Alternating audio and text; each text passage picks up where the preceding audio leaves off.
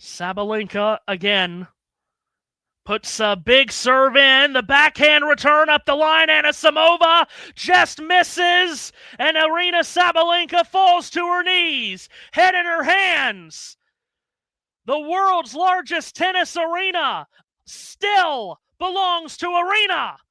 Sabalenka is a back-to-back U.S. Open champion. And finally conquers all the nerves and all the mental challenges to knock down her first Grand Slam of the season.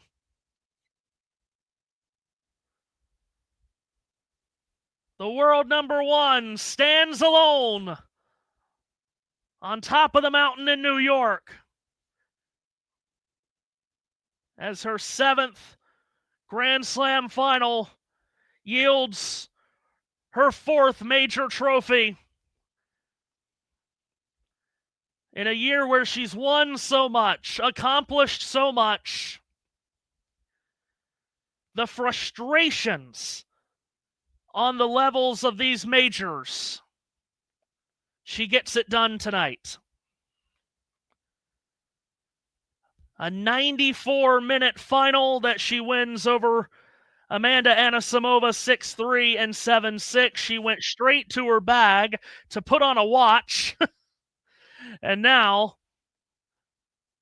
she's going to run the maze here and find her player's box.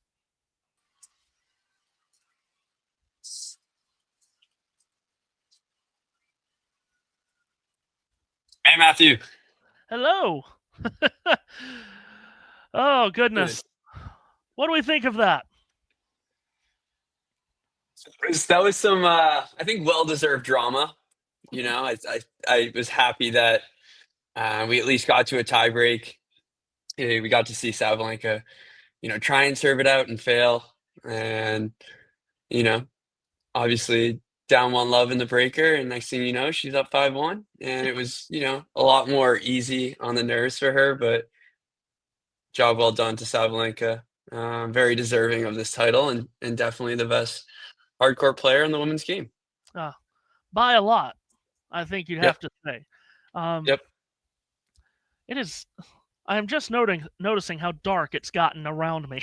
it's gotten very dark. Yeah, it's storming. I'm in the United States as well. I'm in Boston. We have a storm here. I had all the shades up on the window, and it's still very dark. Anisimova today. Just a lot of inconsistencies in the game today, wasn't it? Yeah. I mean, obviously, we saw her get that break in the first set, and we're thinking that maybe she can go on a little bit more of cruise control, but then things kind of took a turn and maybe played a little bit more tentative, wasn't winning, or just wasn't really hanging in any of the rallies. And kind of like the second set, next thing you know, it was just the set was essentially over for her.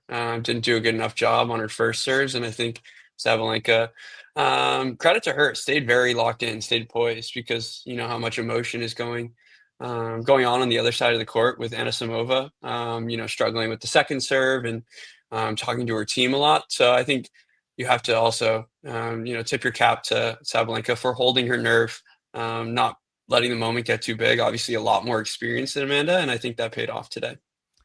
22 winners, 29 unforced errors for Anisimova, 13-15 for Sabalenka, who I thought she played her normal big bang tennis, but at the times that mattered, I thought she was very reserved, very calculated to just keep the ball in the court and let Amanda make the mistakes that she was making, particularly with her forehand, I thought. Agreed. You could tell she took a little bit of a step back. Yeah, played her normal game, just wasn't over aggressive. And I feel like that starts to come out. And even in the stressful moments, she stayed fairly composed. And today it was really about deflecting power. And I think she keyed in on that, after about an hour in. And she was very, very locked in, especially on the backhand side.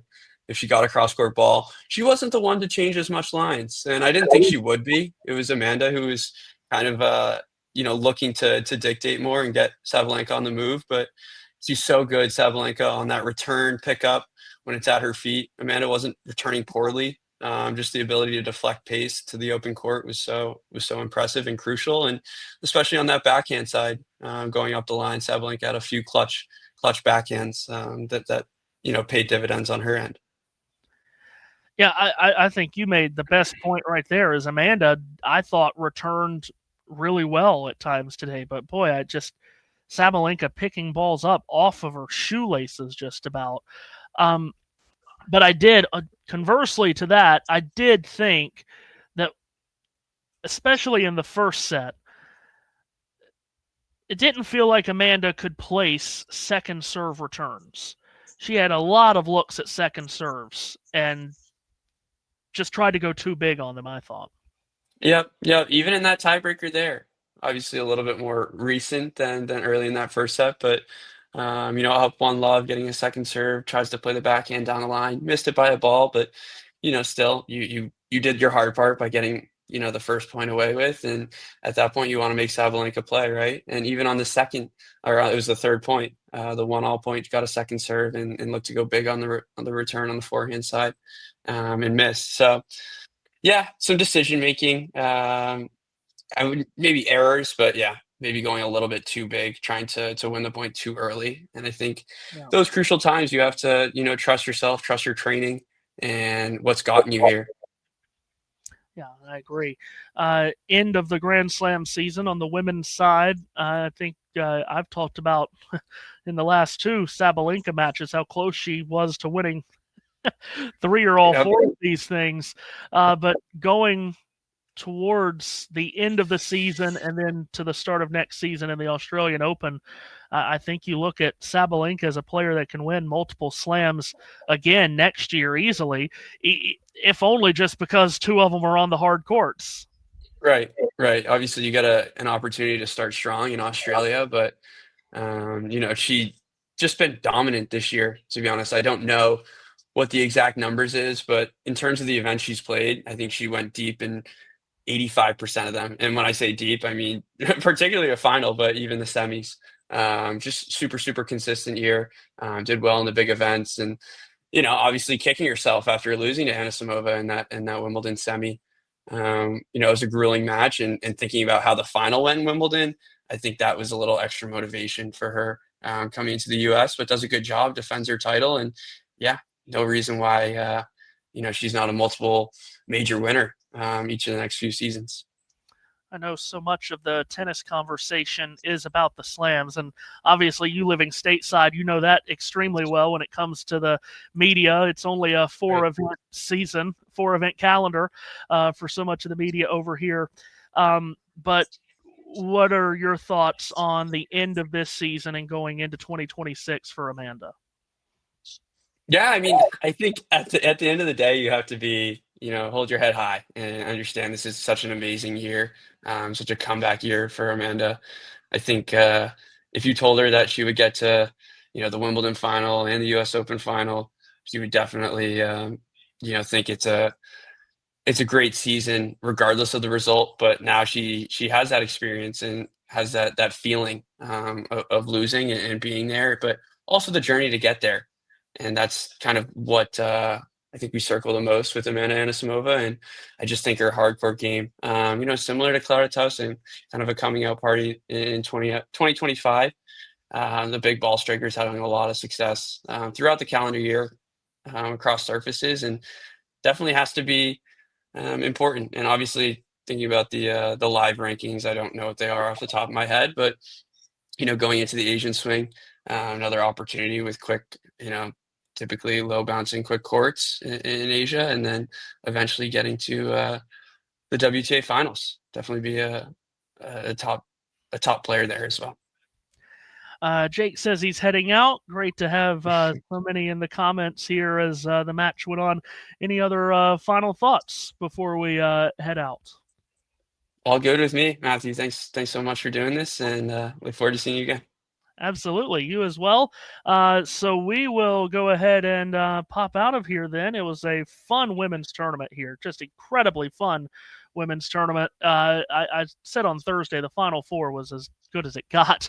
I know it was missing Coco and Iga, but goodness, it was a great Final Four. Fun final today. Yannick and Carlos, real quick. Yannick and Carlos, yeah, I did a maybe 2 minute preview that you guys can watch when the video does come out. But yeah, I went in Cincinnati thinking it was kind of a 52, 48, maybe 53, 47, with the edge going to center. I think on hard courts, he deserves that edge. Just consistency from the baseline. But then again, you think of these big matchups, the big moments. Carlos has had that experience. He's able to turn it up to a different level that I don't think Sinner can reach. But regardless of that, I just think the 2 week performance from Carlos here, it's been such a high level that it brings me closer to that 51-49, maybe even 50-50 range for tomorrow. So I think we're due for an epic. Hope so. I've the way Yannick played prior to yesterday, I thought I'm not sure if even Carlos could touch him, but Hmm. FAA opened a window, so Totally. maybe Carlos can bust through tomorrow. But big thanks to you, big thanks to everyone. It was fun to be on. This was a great uh, couple of weeks here, and congratulations, our congratulations to Aryna Sabalenka, back-to-back U.S. Open champion. First time we've had one in over a decade. Big thanks to John, as always, who told me to sign off when I'm done, so I'm signing off because we're done. So have a great rest of your day, and enjoy the men's final tomorrow to everybody. If you enjoyed this video, make sure you hit that like button. Don't forget to subscribe and click that notification bell so you don't miss out on all things tennis.